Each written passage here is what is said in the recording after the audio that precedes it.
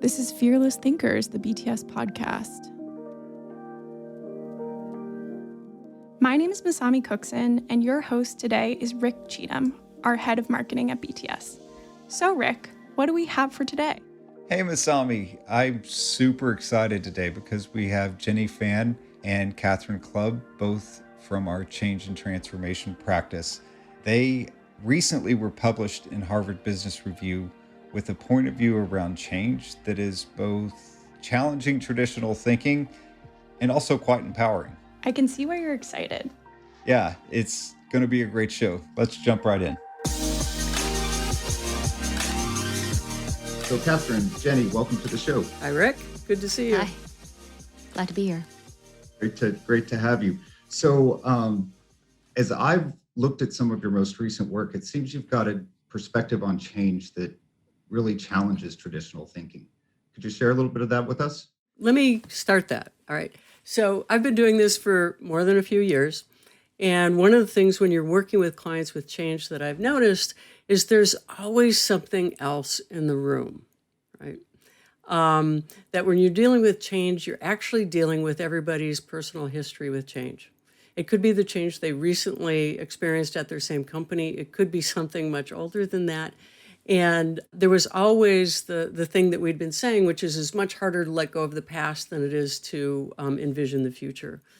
We actually started doing some research on that, and it turns out that we have found that the antecedent events in people's relationships to change is one of the biggest predictors of whether a company's change will be successful or not.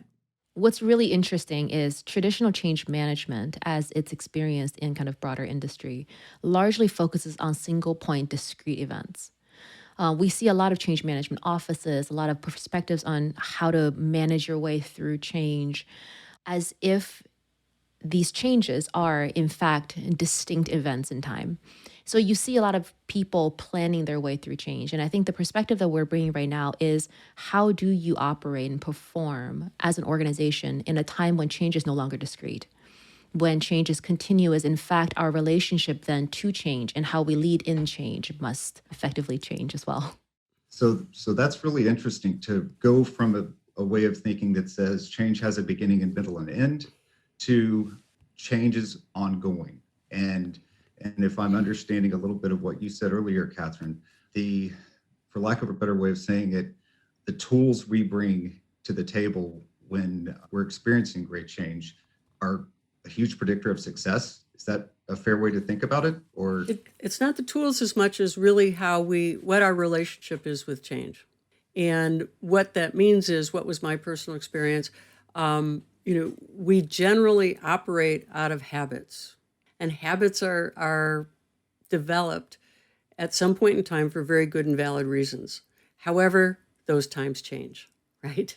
And so we generally use habits that now out of sync with what we need to do. And our habits around change, because change can often be experienced by the brain as really a threatening kind of thing, get kind of hard-coded early, right? And so letting go of those habits and taking on a new perspective or new habits is really the hardest thing we can do. And so what I want to get to next is the mindset piece. So Jeni, if there's something that you can build a bridge between the habits that Kathryn was just referencing and the whole mindset concept that you guys. Building on what Kathryn just said about these habits, right? A good example of this is if you think back to the research that we just presented and was recently published in HBR around the 4 relationships to change. If you take a look at one of those unique relationships, which is the resistor, take for example. Resistors actually have a lot of goodness in them, right? They want to protect their teams. They want to see around corners. They want to risk mitigate.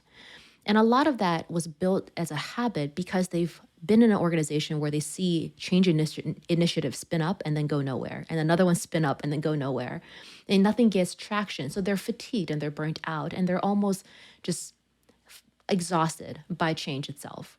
So instead of going for a spin, again, when they see change, they tend to double down on what is right now. But that is a learned behavior. So there's good news to that, right? Which is that it's 100% changeable. Right. But the bad news is that habits are really hard to break. And so we need to be very intentional. I would add that organizations reinforce habits, right? People reach a particular level in organization and they are meant to be the decision makers. And we actually train and expect a lot of our leaders to be change controllers. And I think one of the things we saw in the pandemic were the people who were the most exhausted and burnt out, right?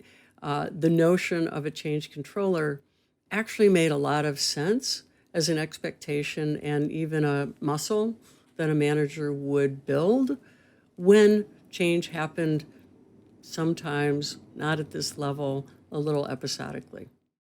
Great.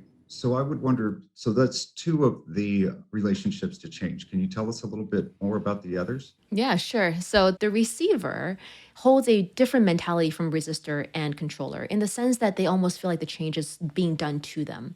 We often actually see this in very hierarchical organizations of top down command and control, where, again, to the point of habits, leaders have actually grown up in the organization, building the habit that they will be directionally told what to do. These are largely organizations that focus less on alignment and more on execution, so that they're pushing direction down, and leaders get this habit of, like, if there's a new change, someone above my pay grade will tell me how to execute. And that I don't really know how to engage in this change necessarily, and rather than doing something wrong or is directionally misaligned, it's better to do nothing at all. Now, they're also great corporate citizens, right? They have wonderful trust and leadership and expertise. So for these individuals, we see that the best way of bringing them into the fold is helping them find their voice, helping them see the vision, articulate and co-create the future together. Now, the one that's actually obviously missing is the change-ready mindset, which is kind of the holy grail. And so I want to see if Kathryn wanted to speak a little bit about that. Sure. So as Jeni said, the fundamental mindset that a change-ready leader is holding is that change is continuous. Right? I can't gear up for this change and then it's going to ebb later, right? I am in an environment of continuous change. So that's the mindset. And when you do that, there's a couple of things that become clear to leaders. One, I can't know everything, right? I just can't. I mean, things are changing too rapidly. I'm not as close to the customer, not as close to the operations, whatever it happens to be. Two is that all the complex problems we are being asked to solve have to be solved by more than one person. Nobody can possibly have the ideas to do that. It is a matrix organization or a complex problem we're solving. It's going to require more people.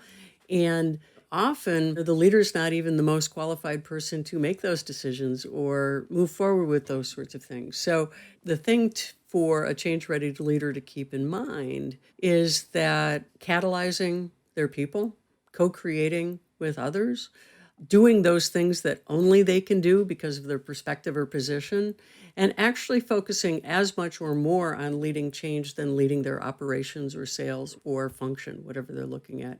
That's really the set of characteristics that will serve people in the kind of environments we're in right now. So what would be some methods or process that, let's say I'm going through major change, I recognize myself not as the change-ready leader. What are some things that either that is, or I'm looking at my organization and potentially seeing that in others as well. Once we know, what do we do? Well, I think understanding what your relationship to change is underneath it helps, right? Because if you're not aware of it, you can't fix it. You can't change it. So that's one. Two is you have to understand that we always make systems, right? And if I'm a change controller and I'm making all the decisions and I'm giving directives and I'm telling people what to do, I am actually creating an entire generation of change receivers or change resistors, right? It's like either they're going to fall in line and say, okay, you get paid the big bucks, or they're like, no, you can't possibly do that. You're not doing it right. So I would say those two things are perspectives that are necessary for leaders to move forward as a start. And I would add to that, we have a solution for that. I would recommend everyone take the Change Ready Explorer, get really deep in understanding what is really underneath your personal relationship and therefore reaction to change. And as a part of that assessment, we give you some actual actionable guidance, right, to pivot your behavior to becoming more change ready right away. But outside of these kind of self-coaching tools and, assessments, quite honestly, sometimes it just takes a moment to step back and say, what is the intention that I'm coming with and what is the impact that I'm actually making? And by seeing both sides of that coin, you can start to decide for yourself, is this impact the one that I want to make? And if not, how might I actually pivot this to be one that is more collaborative? Because change-ready leaders are very, very rarely the smartest people in the room. So they are looking for ways to bring others into the dialogue and bring them along in the process. One of the complaints we sometimes get about change-ready leader is it takes too long, I have to involve more people, it's like, why would I do this? And you actually have to stop and think, right? If I give a order that gets followed and people don't make it better, debate it, improve it, those sorts of things, but just do it because I said to do it and then it fails, how much more time do you take in, rectifying a failure than getting the input up front? How much more time does it take to create a solution that everybody feels ownership of? It does take more time. But what you're doing actually is helping people internalize the intent that we're trying to accomplish, owning the solution, and being able to improvise in real life when you're actually implementing. We are always improvising, and people who are owners, authors, and co-creators with their leader are more able to improvise and actually get to the results, to hit that intent, no matter what the conditions are. Well, I think it's pretty incredible. It's almost cliche at this point to say when people don't have the information, they tend to fill in the blanks with the worst case scenario.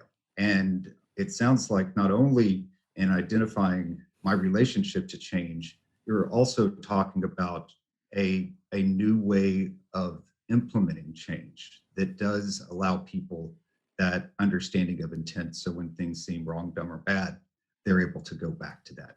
Is that a fair understanding? I would think so. And I think it goes back to that whole idea of like discrete change management, right? So we get oftentimes asked by clients, well, what's your model of change, right? What's the process that you guys follow for change?